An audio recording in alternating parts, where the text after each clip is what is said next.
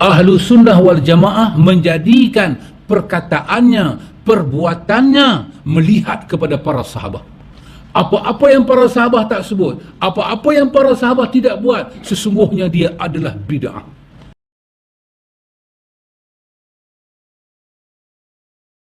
Ni kita duk bercakap ni, kita nak ceritakan apa peranan akidah, kepentingan akidah. Quran sebut apa pada kita dalam surah apa? Dalam surah Al-An'am, Pak Cik Barina, tentang allazina amanu wa lam yalbisu imanahum bizulmin. Orang-orang yang beriman, mereka tidak mencampurkan iman mereka itu dengan kezaliman. Itu adalah amanah beriman pada Allah. Jangan campur zalim dalam iman. Semua orang tahu makna zalim apa. Kata sahabat Nabi, ya Rasulullah, ayyuna lam yazlim? Di kalangan kami ni, siapa yang tak buat zalim ni?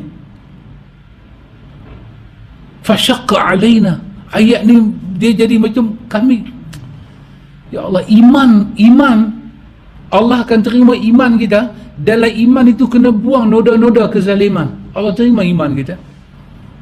Sahabat kata, ya Allah, pengalaman hidup kami semua buat zalim ke orang. Nabi SAW, hadis dari Imam Bukhari, Nabi kata tak.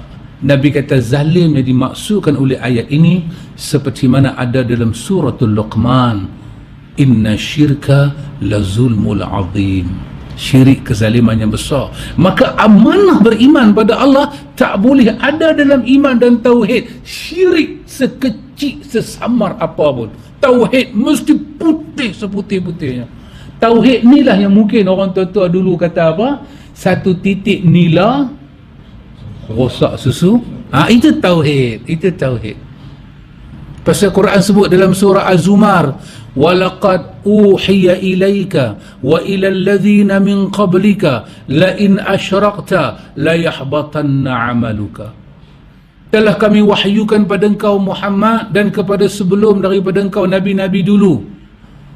Wahyu kami adalah sama. Apa dia? La in asyraqta, kalau kau syirik kepada Allah, masuk syirik, tauhid terjejas, la yahbatanna amaluka, semua amal kau buat punah kerana habis.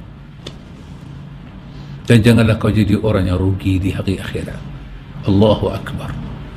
Pasal itu, untuk tak tergelincir daripada la ilaha illallah, kita kena belajar makna la ilaha illallah maksudullah. Belajar macam mana? Belajar dengan metod manhaj Ahlus Sunnah wal Jamaah. Sangat menarik. Imam Ibn Kathir, ayat ke-11 daripada surah Al-Ahqaf.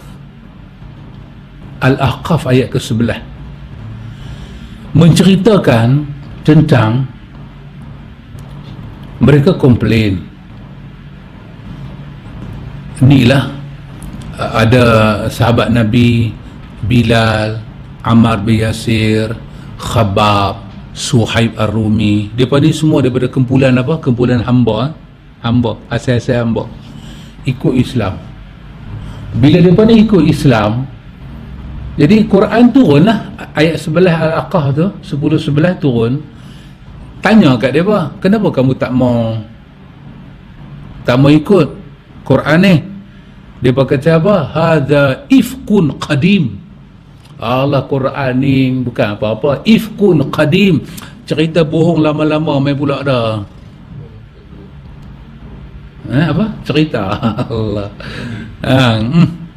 Gambar tu kira main pula lagu tu, dia kata. Dulu-dulu pun ifkun qadim. Ifk, benda bohong. Qadim, lama-lama. Allah. Dia berkata, wa qala alladhina kafaru lillazina amanu, berkatalah orang kafir kepada orang yang beriman, law kana khairan lasabaquna ilaih. Kalaulah Quran itu betul, nescaya puak-puak hamba tak akan mendahului kami akan masuk Islam dulu. Tengok bahasa dia, Pak. Kalaulah Quran itu betul, nescaya puak-puak hamba ni Siapa dia masukkan tadi? Bilal, Ammar, Suhaib, Khabbab. Takkanlah mereka tu mendahului kami. Kami nanti masuk Islam dulu. Tapi ternyata Quran ni bohong, kami biar pok-pok ni aja terima, kami tak mau terima. Mereka rasa mereka tu bagus sangat-sangat. Al-Hafiz Ibn Kathir kata, sampai pada ayat ni, dia kata Al-Hafiz Ibn Kathir, sesungguhnya perkataan mereka perkataan yang salah. Yang benarnya, kata dia, ahlu sunnah wal jamaah. Ahlu sunnah wal jamaah menjadikan perkataannya, perbuatannya melihat kepada para sahabat. Apa-apa yang para sahabat tak sebut, apa-apa yang para sahabat tidak buat, sesungguhnya dia adalah bid'ah. Kerana para sahabat telah menjadi agama kepada kita. Yang orang musyrikin itu hina para sahabat. Ibnu Katsir kata mereka salah. Yang benarnya ahlu sunnah memuliakan para sahabat. Andai kata suatu kebajikan ada dalam dunia ini, para sahabat akan memulai kebaikan itu, kerana mereka adalah ahli kebajikan. Kalau mereka tinggal perkara itu, ketahuilah itu bukan kebajikan. Ibnu Katsir dia tak duduklah zaman para sahabat dihina, tapi dia mengupah Ibnu Katsir, dia bantai dia tu. Ini adalah ahlu sunnah. Lepas itu belajar akidah dengan metode ahlu sunnah wal jamaah.